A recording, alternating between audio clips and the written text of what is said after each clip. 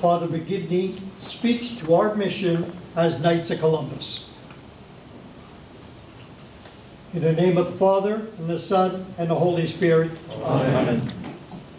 God our Father, protector of the poor, and defender of the widow and orphan, you called your priest, Blessed Michael J. Giverny, to be an apostle of Christian family life, and to lead the young to the generous service of their neighbor.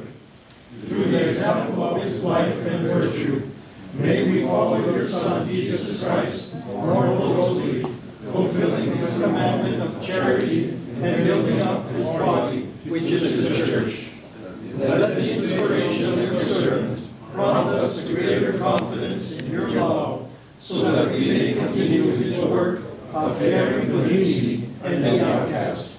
We humbly ask that you glorify Blessed Michael J. Giverny on earth according to the design of your holy will. Through his intercession, grant the favor I now present,